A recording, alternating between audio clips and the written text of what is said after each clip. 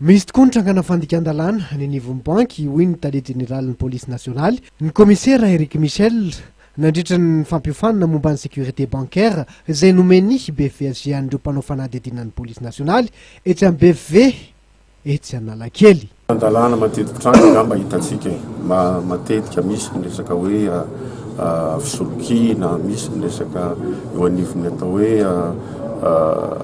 section provision de anisany reny fa mbola maro ny zavatra mety tranga ao ary zay ny tanjony ty fiofanana ity satria araka ny teneniko aminareo teo hoe ny ratsy kely lalana mbola mahita zavatra koatran'izay ary izy fa reo aloha ny zavatra hitatsika hoe matetika tranga ary izahantsika ny anakanana an'izay ao anatin'ity tanjony ty fiofanana ty.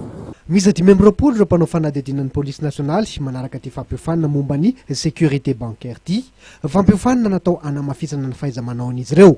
Manana ny lalàna izay miaro ny atao hoe fandrarana isika malagasy dia anisan'izany ny tanjon'ity fiofanana ity izay iarahan'ny polisy nasionaly amin'ny société BFV. Ny antony araka ny voalaza teo dia misy ny fifandrakalozana traikefa andaniny ary misy ny fanomezana ny atao hoe fomba fanao amin'ny resaka fanadihadiana amin'ny resaka fandikan-dalàna amin'ny resaka économique sy ny amin'ny ankapobeny fandrarana amin'ny ankapobeny eto Madagasikara.